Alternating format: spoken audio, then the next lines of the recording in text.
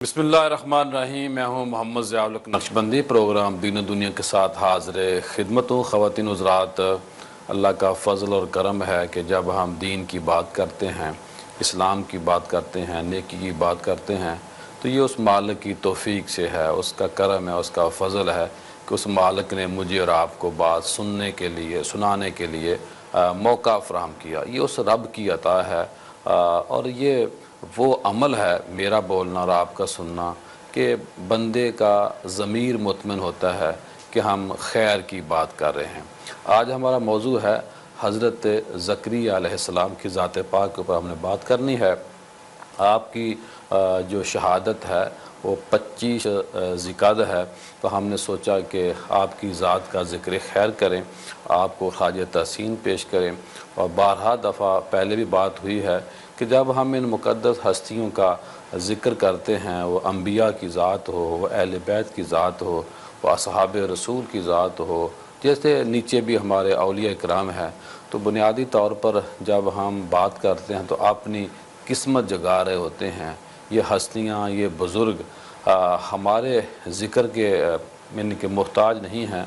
हम मोहताज हैं, हम इनके न्याज़मंद हैं। तो हज़रत ज़करिया अलैहिस्सलाम का जो मशहूर एक वाक़या है कि आपके यहाँ औलाद पैदा नहीं हो रही थी, तो एक दफ़ा आपने देखा कि हज़रत मरियम जो थी वो कमरे में ज़्यादातर वक्त गुजारती थी, तो बेमौसमी फल आते थे। तो एक दिन पूछा कि ये फल कहाँ से आते हैं, तो आपने अर्ज़ किया कि ये मेरा रब मुझे अता करता है। तो फिर आपने दुआ की, है अल्लाह, जैसे अपनी महबूब बंदी को यानी मरियम को तू बेमौसम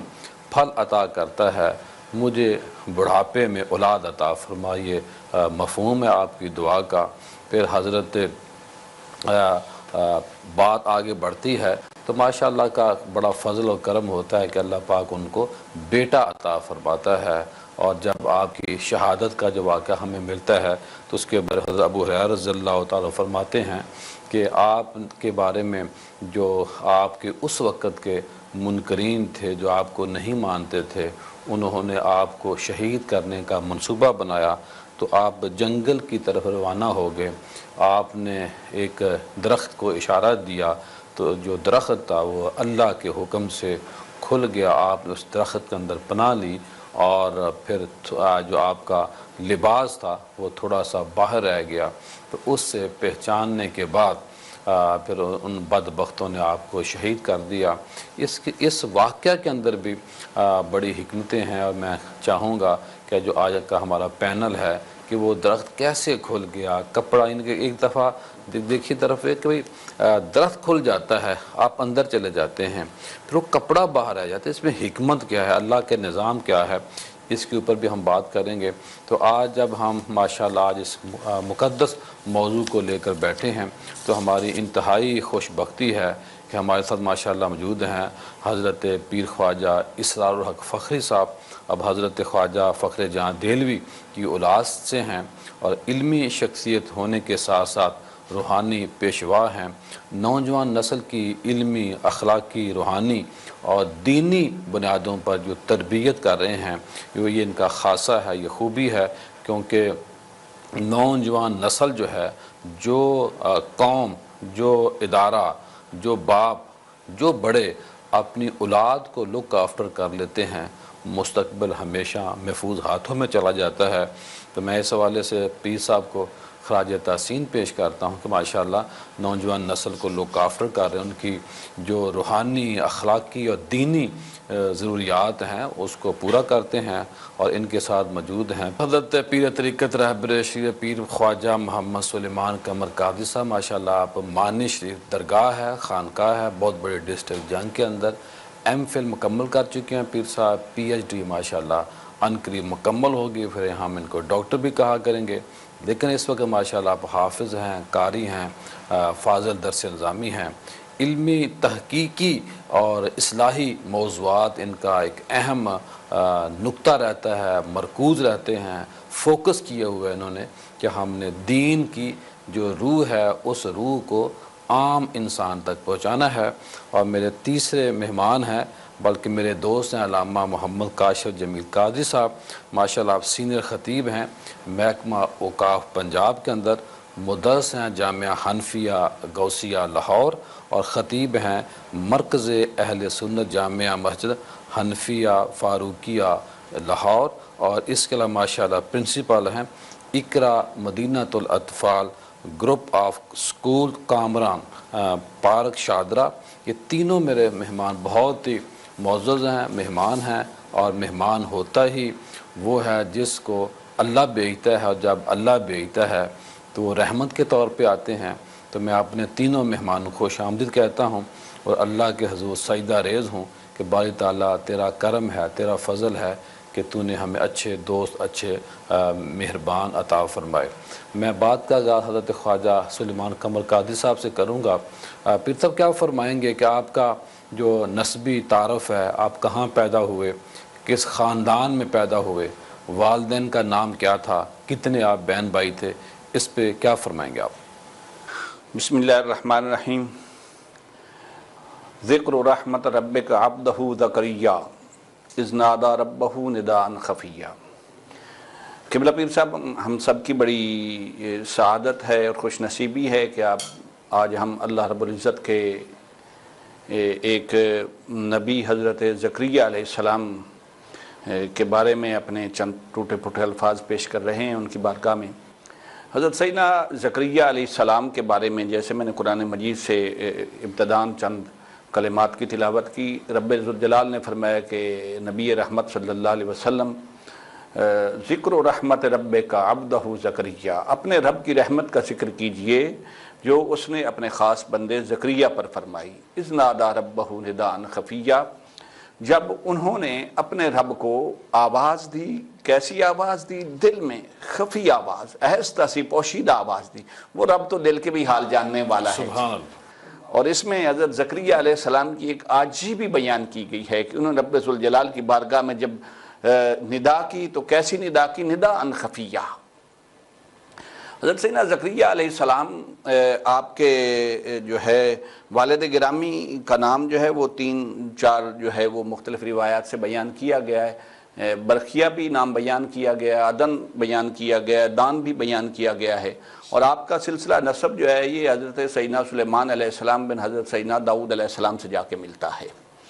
آپ کی اہلیہ محترمہ کا اس میں گرامی عیشا تھا جو حضرت سیدنا داؤد علیہ السلام کی نسل سے تھی۔ صحیح۔ اور حضرت سیدنا زکریا علیہ السلام آپ کی بلکہ آپ کی جو اہلیہ محترمہ حضرت عیشا تھی ان کا تعلق حضرت ہارون علیہ السلام کی نسل سے تھا۔ یوں کہیں کہ حضرت سیدنا زکریا علیہ السلام جو ہے نسبت داؤدی اور نسبت ہارونی جو ہے ان کی اولاد یہ دونوں نسبتیں رکھتی ہیں۔ حضرت سیدنا زکریا علیہ السلام آپ کے جو ہے فلسطین میں آپ کی ولادت ہوتی ہے، اور حضرت سیدنا زکریا علیہ السلام کی والدہ کی اہلیہ محترمہ جو ہیں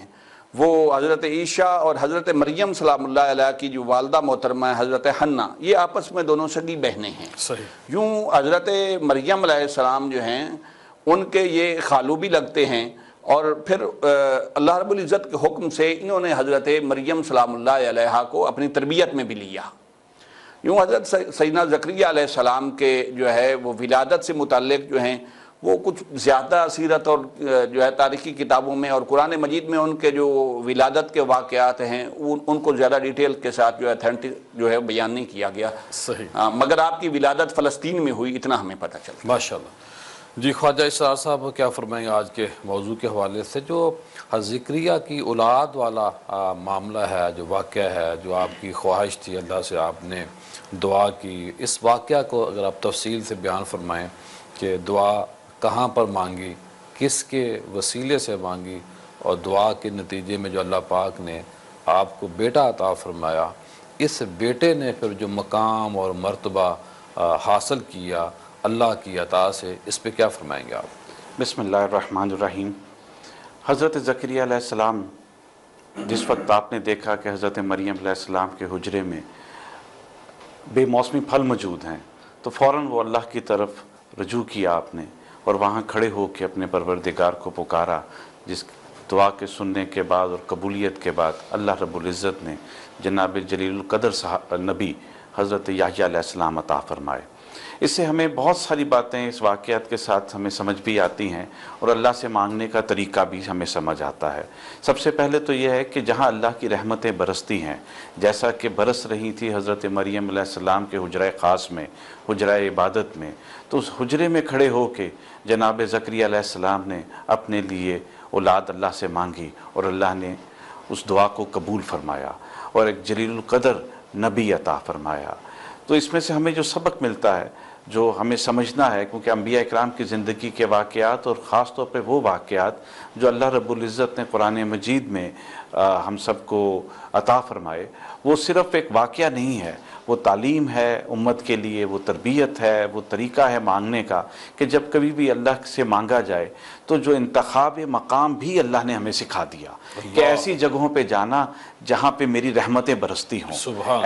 ایسی لوگوں کے قریب جانا جن پر اللہ کا فضل ہو۔ جب تو وہاں کھڑے ہو کے اور اس مقام پہ کھڑے ہو کے مجھے دل سے پکارو گے، چاہے خفیہ پکارو یا بآواز بلند پکارو، میں تمہاری آواز سنوں گا بھی اور قبول بھی کروں گا۔ حضرت زکریا علیہ السلام نے اللہ کو پکارا اور اللہ نے سے اس طرح پکارا کہ ان کا دھیان اس وقت یہ تھا کہ جس طرح بے موسمی پھل حضرت مریم علیہ السلام کے حجرے میں موجود ہیں اور میں بڑھاپے میں اور اپنی بیوی بھی بڑھاپے کی اس عمر میں داخل ہو چکی جہاں طبی طور پر اولاد کا ہونا ممکن نہیں، تو آپ نے یقیناً قلبی طور پر اللہ سے رجوع اس طرح کیا کہ اللہ جس طرح تو بے موسمی پھل دینے پہ قادر ہے، اس طرح تو ایک ایسے شخص کو بھی، اپنے نبی کو بھی اولاد دینے پہ قادر ہے جس کی جسمانی صلاحیت اب ختم ہو چکی ہے۔ تو اس سے ہمیں یہ سبق ملتا ہے کہ ہمیں یاد رکھنا چاہیے کہ اللہ قادر ہے، میرے اسباب پہ اوپر قادر نہیں ہے، وہ اسباب کو پیدا کرنے والا ہے اور بے سبب عطا کرنے پہ قادر ہے۔ تو ہمیں اپنے رب سے کبھی نا امید ہونا نہیں چاہیے اور نہ ہی ہمیں مایوسی اختیار کرنی چاہیے۔ ہاں، مقامات کا جو اشارہ اس آیت اور اس واقعے سے اللہ رب العزت نے دیا، اس پہ ہمیں ضرور توجہ کرنی چاہیے کہ اپنی خواہشات دنیا ہو یا دین کی خواہش ہو تو مقام کا انتخاب وہ رکھیں جہاں اللہ کی رحمتیں برستی ہوں اور ان لوگوں کے قرب پائیں جن پر اللہ کا فضل ہو۔ کیا بات ہے کاشف جمیل صاحب، بڑا مزہ آیا، بڑا سکون ملا کہ وہ اللہ ہے کہ جو اگر بے موسمی پھل عطا کر سکتا ہے تو بیٹا عطا کیوں نہیں کر سکتا، اولاد کیوں نہیں دے سکتا۔ اور پھر جو حضرت زکریا کی ایج اور حضرت مریم کی جو ایج ہے وہ بھی اسی دوسر بھی کے ایج اتنی زیادہ تھی کہ اولاد کا دنیاوی اعتبار سے یا میڈیکل اعتبار سے پیدا ہونا ناممکن تھا، لیکن اللہ نے کرم فرمایا۔ تو آپ اس پہ کیا فرمائیں گے کہ جب آپ کو اللہ پاک کی طرف سے جس قوم پر مبعوث کیا گیا، ذمہ داری دی گئی، بھیجا گیا، اس قوم نے جو آپ کے ساتھ سلوک کیا اور فی زمانہ وہ نبی ہو، وہ اصحاب رسول ہوں، وہ اہل بیت ہوں، اولیاء اکرام ہوں، ہمیشہ سخت گیر لوگ ملے آگے سے، اس پہ اگر میں چاہتا ہوں سوال میں نے آپ سے کر دیا ہے تو اگر اس کا جواب ہم بریک سے بعد لے لیں تو آپ کو کاشتوں کو اعتراض تو نہیں ہے؟ مہربانی۔ تو خواتین حضرات یہاں بریک لیتے ہیں اور بریک کے بعد فوری طور پر علامہ صاحب سے ہم جواب لیں گے۔ ملتے ہیں مختصر بریک کے بعد۔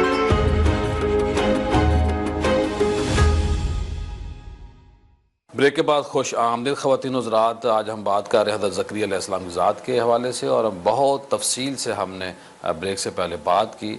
سوال آپ سن چکے ہیں۔ تو قبلہ جمیل صاحب، کاشف صاحب کیا فرمائیں گے آپ؟ بسم اللہ الرحمن الرحیم۔ سب سے قبل تو قبلہ پیر صاحب آپ کو مبارکباد کہ آپ نے اللہ کے عظیم نبی اور رسول حضرت زکریا علیہ السلام کی مناسبت سے آج کے اس پروگرام کا انعقاد کیا۔ جس طرح قبلہ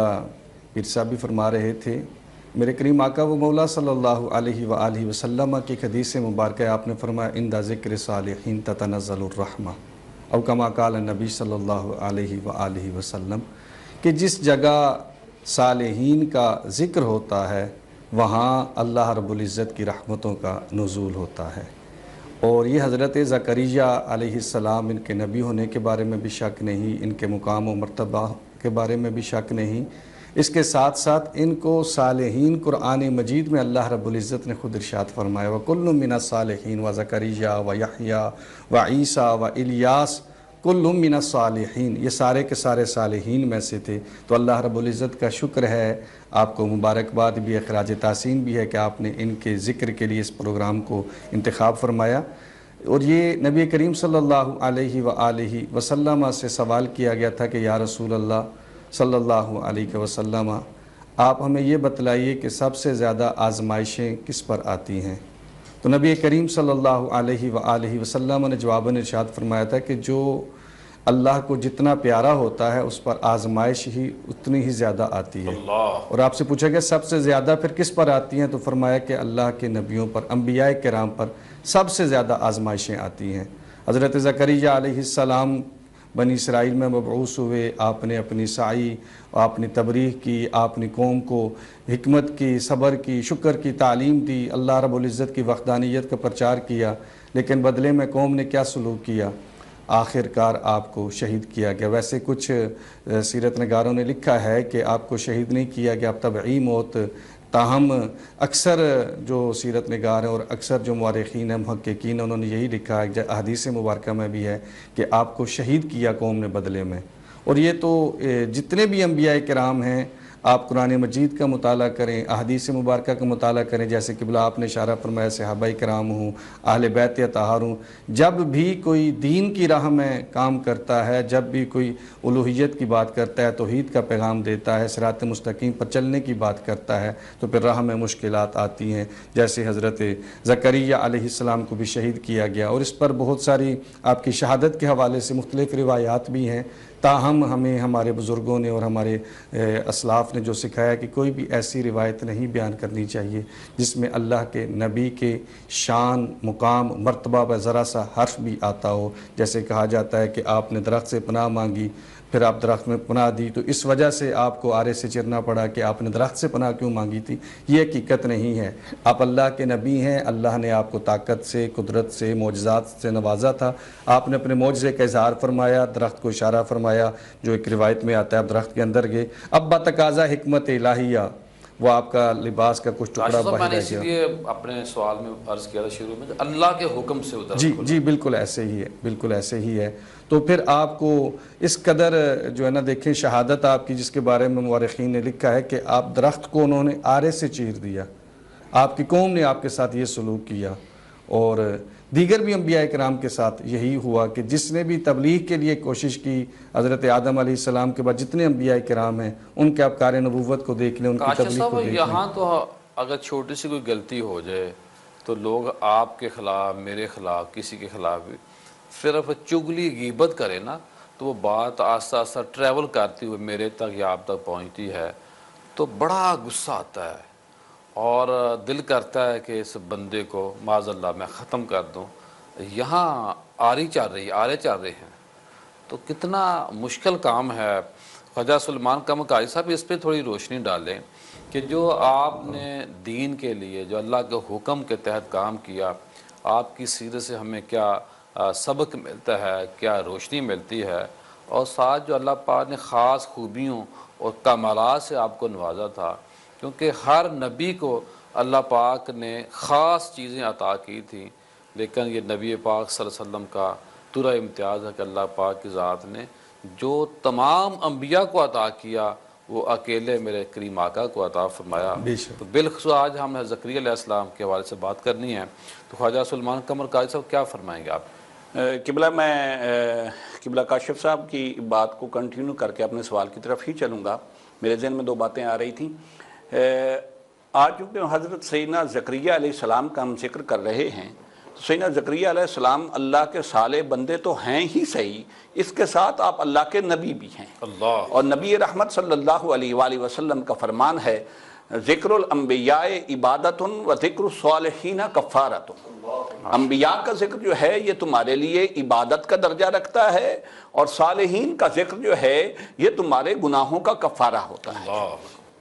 پھر جس طریقے سے ان لوگوں کو آزمایا گیا، وہ ایک عربی کا جو ایک مقولہ ہے وہ میرے ذہن میں بار بار گھوم رہا تھا، کہ وہ کسی عربی شخص کا ایک مقولہ ہے کہ العطایا علی قدر البلایا، اللہ،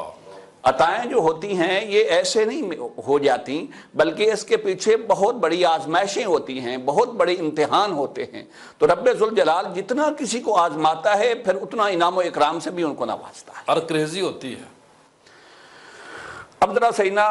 زکریا علیہ السلام کی سیرت کی طرف تھوڑا سا چلتے ہیں۔ حضرت سیدنا زکریا علیہ السلام پیشہ کے لحاظ سے آپ جو ہیں وہ کام کرتے تھے بڑھئی کا، اور آپ کے بارے میں یہ ہے کہ آپ ایک دفعہ کام مزدوری پہ جا رہے تھے کسی کے ہاں، تو ان سے بس بات اتنی ہوئی کہ ان کا کام کرنا ہے اور کام کے صلے میں ہر روز ایک روٹی ملنی ہے۔ صحیح، اللہ، آپ ہر روز ان کا کام کرتے اور اس کے بعد آپ کو ایک روٹی مل جاتی جس پہ آپ روزانہ گزر بسر کرتے۔ ایک بات تو نہ جانے پتہ نہیں سادہ تھا یا نہیں تھا ساتھ۔ ایک بات ضمن میں یہاں جملہ معترضہ ہمارے ہاں کہتے ہیں، وہ درمیان میں عرض کر دوں کہ آپ اللہ کے نبی تھے، اس کے باوجود آپ نے پیشہ اختیار کیا اور جو ہے وہ اپنے ہاتھ سے کمانا اور کسب حلال کو ترجیح دی۔ گویا ہمیں یہ سبق ملتا ہے کہ جیسے نبوت جو ہے یہ ذریعہ معاش نہیں، اسی طرح ولایت بھی ذریعہ معاش نہیں ہے۔ اللہ کے نبی اگر اپنے ہاتھ سے کام کرنا، اور رزق حلال کے لیے کوئی بھی پیشہ اختیار کیا جا سکتا ہے، کوئی بھی پیشہ اختیار کیا جا سکتا ہے۔ اچھا، سیدنا زکریا علیہ السلام کھانا نوش فرما رہے تھے، وہ ایک روٹی سامنے پڑی تھی، تو دو شخص آئے، انہوں نے آپ سے آ کے وہ روٹی مانگی، تو آپ نے وہ روٹی آپ تناول فرماتے رہے اور ان کو روٹی عطا نہ کی۔ جب آپ نے کھانا تناول فرما لیا، ایک ہی روٹی تھی سوکھی، جب کھا لی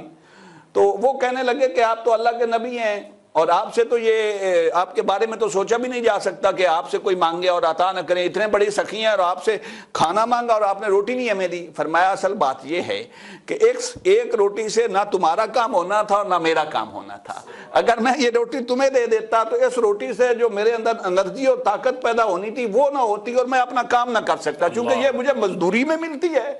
تو اس کی مزدوری میں اب پوری نہ کر سکتا اگر تمہیں دے دیتا۔ اور پھر سیدنا زکریا علیہ یہ پتہ چلتا ہے نا کہ فرائض کو پہلے ترجیح دینی چاہیے، بالکل جناب، اپنی جان پہلے بچائیں۔ نہیں، اس میں ایک یہ بھی پہلو ہے جو میں شاید عرض نہیں کر پایا کہ آپ نے فرمایا کہ یہ چونکہ اس کے بدلے میں مجھے ملتی ہے، اگر میں یہ نہیں کھاؤں گا تو ان کا جو میں نے کام کرنا ہے وہ نہیں کر پاؤں گا۔ ہائے واہ واہ، کیا بہت اہم نکتہ ہے، یعنی کہ پھر وہاں بھی فرض ہی آ جاتا ہے بالکل، کہ میں روٹی کھاؤں گا تو پھر دوبارہ مزدوری کے لیے تیار ہوں گا۔ پھر سیدنا زکریا علیہ السلام کا تقویٰ یہ ہے کہ اپنے رب کے بارگاہ میں عرض کرتے ہیں، قبلہ بھی فرما رہے تھے حضور کہ آپ کو بڑھاپے میں 70-80 سال کی عمر میں جب اللہ رب العزت کی بارگاہ میں اپنے دعا کے لیے اپنے ہاتھ بلند کیے تو عرض کی رب انی وہن العظم منی، اب بڑھاپا ہے مالک، اور پھر وامرأتی عاقرا، میری بیوی جو ہے وہ بھی بوڑھی ہے، ہائے ہائے، پاہج ہے، اب کہاں سے اولاد پیدا ہوگی؟ اب تو تیرا کوئی خاص فضل ہی ہو سکتا ہے جس کے بدلے میں تو ہمیں اولاد عطا فرما۔ اور پھر جو ہے وہ ان کی صفات میں سے قرآن نے یہ صفات جلیلہ میں ذکر کیا کہ جب رب سے مانگا اذ نادا ربہ نداء خفیہ، ایسے رب کی بارگاہ میں عاجزی سے انکساری سے عرض کی مالک تو دلوں کے راز جانتا ہے۔ اور اس کی قبلہ ایک لطف ہی الگ ہے رب سے دل سے مانگنے سے۔ آپ زبان سے مانگیں گے، اونچی آواز میں مانگیں گے تو اس میں ریا بھی ہو سکتی ہے، مگر جو جس کنیکٹڈ دل سے کنیکٹڈ ہو اپنے رب کے ساتھ، اس کے مانگنے کا انداز بھی نرالا ہوتا ہے۔ پھر رب ذوالجلال نے آپ کی جو نشانیاں بیان کی ہیں اس میں رب نے یہ بھی فرمایا کہ وَزَكَرِيَّا وَيَحْيَا وَعِيسَى وَإِلْيَاسَ كُلٌّ مِّنَ الصَّالِحِينَ وَإِسْمَاعِيلَ وَالْيَسَعَ وَيُونُسَ وَلُوطًا وَكُلًّا فَضَّلْنَا عَلَى الْعَالَمِينَ۔ فرمایا ایک تو یہ اللہ کے نیک بندوں میں شامل تھے، پھر یہ اس جماعت میں شامل تھے جنہیں ہم نے پورے جہان پر فضیلت عطا فرمائی تھی۔ اور رب کی بارگاہ میں عرض کرتے ہیں رب لا تذرنی فردم وانت خیر الوارثین، مالک اگر تو مجھے نہیں عطا کرے گا تو مجھے کون عطا کرے گا؟ میں اس دنیا میں تنہا ہو گیا ہوں، اس میری تنہائی کا علاج میری اولاد جو مجھے عطا کرنی وہ تیری بارگاہ سے عطا ہوگی تو میرا۔ صحیح۔ جی خواجہ اسرار صاحب کیا فرمائیں گے، بات کو آگے بڑھائیں، آپ کو جب نبوت ملی کیا عمر تھی اس ساتھ، جو آپ کا بنیادی دعوت کا مقصد تھا، پھر اللہ نے جب کسی نبی کو دنیا میں بھیجا ہے تو باقی چیزوں کے ساتھ ساتھ کچھ فوکس میسج، کوئی ایسا حکم اللہ پاک کی طرف سے کہ ترجیح جو آپ کی تھی وہ کیا تھی، اس پہ آپ اگر روشنی ڈالیں تو ہمارے سامعین بہت خوش ہوں گے۔ میں آپ کے سوال کے ساتھ جو موضوع کا تسلسل چل رہا ہے اس کو بھی ساتھ لے کر چلنے کی کوشش کروں گا۔ تمام انبیاء ایک ہی چیز پر مبعوث ہوئے، وہ توحید ہے، اور اللہ تعالیٰ کی طرف لوٹ جانے کی دعوت ہے، ایمانداری ہے، معاشرے میں انصاف ہے، اور حق کا بول بالا کرنا ہے، جو بنیادی چیزیں ہیں جس مقصد کے لیے توحید کے بعد انبیاء اکرام کو مبعوث کیا گیا۔ جیسے ذکر کیا حضرت نے حضرت زکریا علیہ السلام کی شہادت کے حوالے سے اور نبوت کی مشقتوں کے حوالے سے، لیکن جو چیز ہمیں سمجھنے والی ہے وہ تسلسل فیض بھی ہے اور تسلسل مشن بھی ہے، جو آپ کے بیٹے حضرت یحییٰ علیہ السلام نے جاری رکھا، یہاں تک کہ خود بھی جام شہادت نوش کیا، اور پھر آپ کے نواسے جناب عیسیٰ علیہ السلام نے بھی اسی تسلسل ہی ہے۔ وہ جو زکریا علیہ السلام کے گھر سے جب حضرت مریم علیہ السلام کو اللہ رب العزت نے عیسیٰ علیہ السلام عطا فرمائے، وہ بھی وہی مشن لے کے نکلے، حضرت یحییٰ علیہ السلام بھی وہی مشن لے کے نکلے۔ ہمیں اس تسلسل کو بھی یاد رکھنا چاہیے کہ حضرت زکریا علیہ السلام سے جو اللہ رب العزت نے ذمہ داری لی اور دشمن نے آپ کو شہید کر دیا، اس ذمہ داری کو اس کے بعد آپ کے بیٹے نے پورا کیا۔ کہا جاتا ہے کہ آپ جس وقت حضرت زکریا علیہ السلام کا شہادت ہوئی تو حضرت یحییٰ علیہ السلام کی عمر مبارک تقریباً 5 سال تھی، کچھ میں 3 سال تھی، صغیر سنی میں ہی آپ کا وصال ہو گیا اور آپ کو یا شہید کر دیا گیا۔ تو آپ نے اسی معاشرے میں جو ظلم کا معاشرہ تھا، جو بے انصافی کا معاشرہ تھا، جو روایات میں گم معاشرہ تھا، جو اصل کو کھو بیٹھا تھا، اس ذمہ داری کو پوری طرح نبھایا اور اس کاوشوں میں اپنے ارد گرد کے معاشرے کو تبدیل کیا اور مقتدر طبقے نے آپ کو شہید کر دیا۔ کہا جاتا ہے کہ یہودیوں نے تقریباً 70,000 انبیاء اکرام کو بعد از نبوت یا دعوت آپ نے ان لوگوں کو شہید کیا۔ اس کی انتہا اور اس کی جو آخری جو ہستی اس مقام تک پہنچی جن کو اللہ رب العزت نے زندہ اٹھا لیا، وہ جناب عیسیٰ علیہ السلام ہے۔ جب کبھی بھی کوئی کلمہ حق کہے گا تو جو بھی ایگزسٹنگ معاشرہ ہوتا ہے، جو اقتدار پہ ہوتا ہے، جو اپنے مفادات پہ ہوتا ہے، وہ اس کو رزسٹ کرتا ہے۔ تو نبوت کا جو بنیادی کام ہے وہ معاشرے کو دوبارہ اللہ کی طرف لوٹا دینا ہے، اور اسی مشن پہ حضرت زکریا علیہ السلام بھی تھے، ان سے پہلے انبیاء اکرام بھی تھے، اور جناب یحییٰ علیہ السلام نے بھی اس مشن کو باذن اللہ جاری رکھا، اور باذن اللہ حضرت عیسیٰ علیہ السلام نے بھی اس کام کو جاری و ساری رکھا۔ اللہ۔ خواتین و حضرات، یہاں بریک لیتے ہیں اور بریک کے بعد دوبارہ ملتے ہیں۔ بریک کے بعد خوش آمدید خواتین و حضرات۔ آج ہم بات کر رہے ہیں زکریا علیہ السلام کی ذات پاک کے حوالے سے، لیکن یہاں ایک چھوٹا سا میسج ہے، وہ یہ ہے کہ پچھلے دنوں ماشاءاللہ ہمارے لاہور کے اندر تحفظ ناموس رسالت محاذ کے زیر اہتمام بہت بڑی استحکام پاکستان کانفرنس ہوئی، جس کی صدارت حضرت علامہ رضائے مصطفیٰ نقشبندی صاحب نے کی، جو اس کے صدر ہیں، اور ہمارے جو راغب نعیمی صاحب ہیں چیئرمین اسلامی نظریاتی کونسل، ہمارے خواجہ اسرار صاحب نے بھی شرکت کی۔ اس کے علاوہ پیر صاحب عیدگاہ صاحب نے بھی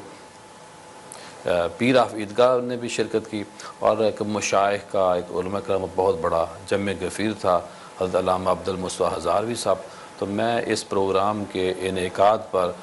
جو انتظامیہ ہے، جس میں مولانا محمد علی نقشبندی صاحب ہیں، مفتی محمد عمران حنفی قادری صاحب ہیں، مولانا طاہر شہزاد صاحب ہیں، حفیظ اظہر صاحب ہیں، اور دیگر جتنے بھی احباب نے اس پروگرام کو 4 چاند لگائے، سب کو مبارکباد پیش کرتا ہوں، اور جو مشکلات سہ کر موسم کی سختی کے باوجود اس پروگرام میں شریک ہوئے، ان کو ایک مبارکباد پیش کرتا ہوں۔ اور خواتین حضرات، آج موضوع آپ کے سامنے ہے، تو کاشف جمیل صاحب یہ بتائیے کہ قرآن آپ کی ذات کے بارے میں کیا کہتا ہے، اور ساتھ میں نے آپ سے یہ بھی پوچھنا ہے کہ حضرت زکریا کی جو قوم تھی، اس قوم میں کون کون سی ایسی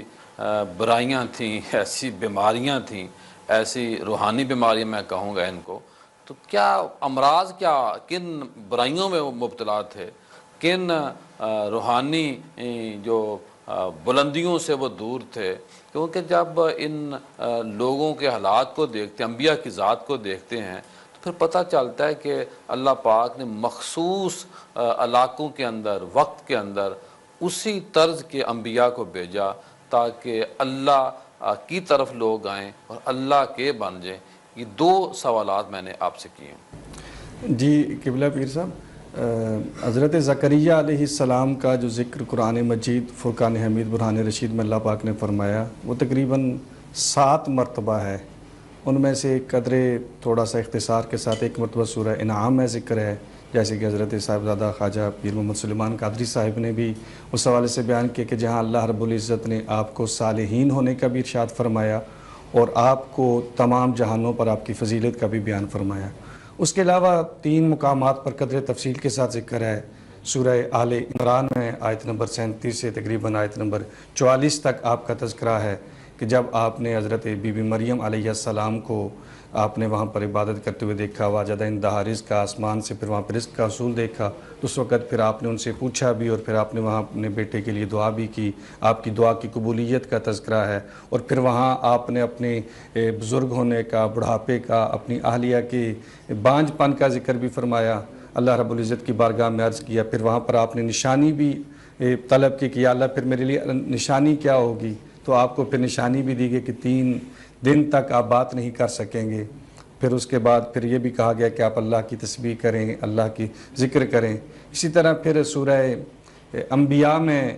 بھی آپ کا ذکر ہے اور وہاں پر آپ کا بھی ذکر ہے، آپ کی اہلیہ کا بھی ذکر ہے اور آپ کے بیٹے حضرت یحییٰ علیہ السلام کا ذکر ہے۔ سورہ مریم کی ابتدا میں تقریباً پہلی 14-15 آیتیں وہ آپ کے ذکر سے شروع ہوتی ہیں، ندان خفی سے، اور پھر اس کے بعد حضرت یحییٰ علیہ السلام کی ولادت کا تذکرہ بھی ہے اور حضرت یحییٰ علیہ السلام کے اوصاف اور آپ کی خصائص بھی بیان کیے گئے۔ اور یہاں آپ نے جو دعا مانگی اس کا انداز بھی بڑا خوبصورت دونوں جگہ پر، سورہ آل عمران میں بھی وہاں آپ نے ذریۃ طیبہ، یا اللہ بیٹا اولاد دے تو طیب پاکیزہ اولاد عطا کر، اور یہاں سورہ مریم میں جب آپ نے دعا مانگی تو وراثت کی بھی بات کی، جو صرف میرا وارث نہ ہو، یارثنی و یارث آل یعقوب من آل یعقوب، جو میرا بھی وارث ہو اور جو آل یعقوب کا بھی وارث ہو۔ اللہ پھر آگے آپ نے جو لفظ کہ وَجْعَلْهُ رَبِّ رَضِيًّا، یا اللہ اسے ایسا بنا کہ وہ تیرا پسندیدہ ہو، جسے تیری رضا حاصل ہو۔ اور پھر جب ہم جاتے ہیں سورہ انبیاء کی آیت نمبر 99 اور 90 میں 89 90 میں، وہاں اللہ رب العزت نے پھر جو آپ پر کرم فرمایا، آپ کی اور آپ کی حضرت یحییٰ کی اور آپ کی اہلیہ کے بارے میں جو اللہ رب العزت نے فرمایا اِنَّهُمْ كَانُوا يُسَارِعُونَ فِي الْخَيْرَاتِ، کہ یہ نیکیوں میں سبقت لے جانے والے تھے۔ اور پھر جو اس سے اگلی بات اللہ رب العزت نے آپ کے اوصاف کے بارے میں قرآن مجید میں فرمایا وَيَدْعُونَنَا رَغَبًا وَرَهَبًا، اللہ وہ ہمیں وہ پکارتے ہیں مجھے، دعا کرتے ہیں مجھ سے، رغباً ورحمہ، خوف اور امید کے ساتھ۔ یہ ہے اصل چیز جس کے بارے میں نبی کریم صلی اللہ علیہ وآلہ وسلم نے بتایا کہ اللہ کے ساتھ بندے کا تعلق کیسے ہونا چاہیے۔ حضرت زکریا علیہ السلام نے اپنے قول کے ذریعے، اپنے عمل کے ذریعے، اور آپ کے اس قول و عمل کو اللہ رب العزت نے قرآن میں شامل کر کے بتا دیا کہ بندے کا اپنے رب کے ساتھ تعلق کیسا ہونا چاہیے، خوفوں رغباً ورہبا، نہ تو صرف اللہ کا خوف ہو اور نہ ہی حد سے زیادہ امید ہو، بلکہ خوف بھی ہو، اللہ کی خشیت بھی ہو، اور پھر اس کے ساتھ ساتھ اللہ کی رحمت کی امید بھی ہو۔ جس امید کے ساتھ، خوف اور امید کی درمیانی کیفیت کے ساتھ بندہ جب اللہ سے مانگتا ہے تو اللہ پھر کرم فرماتا ہے، عطا فرماتا ہے۔ پھر فرمایا وَكَانُوا لَنَا خَاشِعِينَ، یہ ہے تو جو میری خشیت رکھنے والے ہیں، جو مجھ سے ڈرنے والے ہیں، اور جو اللہ کے سے خوف اور امید کے ساتھ مانگتا ہے، اس کا خوف، اس کی خشیت اپنے دل میں رکھتا ہے، اللہ پھر اس پر کرم فرماتا ہے۔ اور آپ کی جو قوم ہے، چونکہ وہ بنیادی طور پر بنی اسرائیل ہیں، تو بنی اسرائیل کی جو اجتماعی طور پر خرابیاں تھیں وہ ساری اس قوم میں پائی جاتی تھیں۔ سب سے بڑی بات جو تھی وہ ناشکری تھی اللہ رب العزت کی، اور دوسرا بے خوفی تھی کہ اللہ کا خوف نہیں تھا۔ وہ اپنے آپ کو دوسروں سے ممتاز سمجھتے تھے، برتر سمجھتے تھے، غرور اور تکبر بہت زیادہ تھا، اور یہ بنی اسرائیل کا آخر تک یہی رہا، اور اسی ان کے غرور کی وجہ سے، تکبر کی وجہ سے، اپنے آپ کو دوسروں سے ممتاز سمجھنے کی وجہ سے ان پر عذاب الہی بھی نازل ہوا۔ حضرت زکریا علیہ السلام کی دعاؤں کا جو انداز ہے وہ بتاتا ہے کہ آپ نے عاجزی کی تعلیم دی، آپ نے انکساری کی تعلیم دی، کہ اپنے آپ کو جب اللہ سے بھی مانگنا ہے، جو اللہ کے بندوں کے ساتھ بھی تعلق رکھنا ہے، تو اس میں آپ کو عاجزی اور انکساری کو اختیار کرنا چاہیے۔ سلیمان کا کچھ ایڈ کرنا چاہ رہے ہیں؟ جی قبلہ، میں اسی کو تھوڑا سا آگے جو ہے چلانا چاہتا ہوں کہ سیدنا زکریا علیہ السلام کے قرآن میں بہت سارے اوصاف بیان کیے گئے ہیں، اور ان میں سے جو سب سے خوبصورت بات ہے وہ جیسے کاشف صاحب نے فرمایا وَيَدْعُونَنَا رَغَبًا وَرَهَبًا، خشیت اور امید کے درمیان کسی جو کیفیت ہے نا قبلہ، یہ انبیاء اور صالحین کی ساری زندگی کا طریقہ یہی رہا، امید اور خوف، امید اور خوف کے درمیان، اور یہ بڑی لذت والی کیفیت ہے۔ رب ذوالجلال ایک اور جگہ پر بھی اسی کیفیت کو بیان فرماتا ہے یدعون ربہم خوفا وطمعا، وہ رب سے جب مانگتے ہیں تو دو کیفیات ان پہ طاری ہوتی ہیں، ایک اس رب سے کبھی نا امید نہیں رہتے ہوتے، ہمیشہ اس پر امید رکھتے ہیں، اور دوسرا اس بارگاہ سے ہمیشہ خوف اور خشیت رکھتے ہیں۔ سیدنا ابراہیم علیہ السلام جب اللہ رب العزت کی بارگاہ میں بیٹے کی بھی دعا کی تو دیکھیے قبلہ نداء خفیہ آہستہ آواز سے عرض کیا، پھر بیٹا بھی کیسا عطا کیا، قرآن کہتا ہے جو وارث ہے آل یعقوب کا، اور حضرت یحییٰ علیہ السلام کی ولادت ہوتی ہے، یہ حضرت زکریا علیہ السلام کے تقویٰ اور تربیت کا اثر ہے۔ دیکھیے کہ یحییٰ علیہ السلام پیدا ہوتے ہیں، ابھی تھوڑی سی عمر ہے، قبلہ نے بیان بھی کر دیا کہ 5-6 سال عمر تھی تو حضرت زکریا علیہ السلام کی شہادت یا وصال ہو جاتا ہے۔ تو ان کی کیفیت یہ دیکھ کر ایک دن زکریا علیہ السلام نے فرمایا کہ بیٹا میں نے اپنے رب سے تجھے مانگا تھا تو میرے آنکھوں کی ٹھنڈک بنے، میرے لیے راحت کا سبب بنے، تو میں تجھے دیکھتا ہوں کہ تو ہر وقت روتا رہتا ہے، ہر وقت روتا رہتا ہے، خشیت میں رہتا ہے۔ عرض کی بابا جان مجھے جبریل امین نے بتایا ایک دفعہ کہ جنت اور جہنم کے درمیان اتنا بڑا جنگل ہے جسے روئے بغیر، اس کی خشیت کے بغیر، اس کی بارگاہ میں گڑ گڑائے بغیر کبھی انسان اس مسافت کو طے نہیں کر سکتا۔ تو رب ذوالجلال کی بارگاہ میں روئے بغیر تو کوئی چارہ نہیں۔ اور یحییٰ علیہ السلام پر تربیت کا اثر یہ تھا، آپ نے سنا بھی ہوا ہے، بڑی مشہور بات ہے کہ حضرت یحییٰ علیہ السلام چھوٹی سی عمر تھی، جب حضرت زکریا علیہ السلام واعظ و نصیحت فرماتے تو دیکھتے کہ یحییٰ جب آ جاتے تو آپ اللہ رب العزت کا خوف اور اللہ یہ جہنم کا جو تذکرہ ہے اور سزا کی جو باتیں ہیں تو یہ آپ جو ہیں بند کر دیا کرتے تھے، اور اللہ کی رحمت کے وسیع کی باتیں کیا کرتے تھے۔ ایک دن چھپ کے حضرت یحییٰ علیہ السلام بیٹھ گئے تو جب آپ نے دوزخ کا تذکرہ کیا اور اللہ کے خوف کا اور سزا اور جزا کا تذکرہ کیا تو حضرت یحییٰ علیہ السلام وہاں سے اٹھ کے بھاگ گئے۔ والدہ اور والد تلاش کرتے رہے، پھر جنگل میں تلاش کرتے کرتے گئے تو کسی سے ایک وہاں چرواہا تھا، وہ اپنے جانوروں کو چرا رہا تھا، اس سے پوچھا کہ اتنی عمر کا کوئی بچہ تو نے دیکھا ہو؟ اس نے کہا بچہ تو کوئی نہیں میں نے دیکھا، مگر یہ جو سامنے غار ہے اس غار کے دہانے پہ جب میری بکریاں پہنچتی ہیں تو اندر سے ایک بچے کے رونے اور چلانے کی آواز آتی ہے، اور اس کے رونے میں اتنا سوز اور درد ہے کہ میری یہ جو بکریاں ہیں بھیڑیں یہ چرنا چھوڑ دیتی ہیں، کھانا چھوڑ دیتی ہیں، اور غار کے دہانے پہ کھڑے ہو کر یہ بھی رونا شروع کر دیتی ہیں۔ جناب قبلہ اسرار صاحب، آپ حسن اخلاق کے اوپر بات ہو جائے اور ساتھ اس پہ میں نے آپ سے بات کرنی جو آپ کی عبادت، ریاضت آپ کی اپنی ذاتی تھی، قبلہ نے تو آپ کے صاحبزادے کا ذکر کیا، کیا فرمائیں گے اس کے حوالے سے حسن اخلاق کی بات ہو جائے؟ حضرت زکریا علیہ السلام کا حسن اخلاق انبیاء اکرام کی شان اور انبیاء اکرام کی جو اللہ نے خصائل دے کر ان کو پیدا کیا تو وہ تو انہی کا خاصہ ہے، لیکن اسے جو ہمیں سمجھنا چاہیے، جو ہمیں جو 3 چیزیں اپنی زندگی میں داخل کرنی چاہیے۔ سب سے پہلی چیز جس طرح باقی حضرات نے پیش کیا کہ خدا سے مانگنے کا طریقہ کیا ہے۔ خدا سے مانگنے کا طریقہ سیرت حضرت زکریا علیہ السلام سے جو سمجھ آیا کہ جب اس سے مانگو تو بندگی کے ساتھ مانگو، اس سے مانگو تو امید کے ساتھ مانگو، اس سے مانگو تو اس کے عظمت اور جلالت کو دل پر قائم کر کے مانگو، اور کبھی بھی اس سے نا امید نہیں ہونا چاہیے۔ جو دوسرا وصف جو حضرت زکریا علیہ السلام کی سیرت سے ہمیں سمجھ آتا ہے حسن اخلاق کے حوالے سے، جیسا ایک واقعہ روٹی والا آپ نے پیش کیا، اس سے جو ہمیں حسن اخلاق کو جو سیرت سمجھ آتی ہے کہ انسان کو اپنے عہد کی پاسداری کرتے ہوئے اپنے مقصد اور اپنے مشن کو پیش نظر رکھنا چاہیے، کیونکہ اگر وہ اپنی عہد کی اس وقت پاسداری جس کے صلے میں ان کو ایک روٹی ملی تھی، اگر وہ روٹی بانٹ دیتے اور جو عہد انہوں نے اس آجر کے ساتھ کیا تھا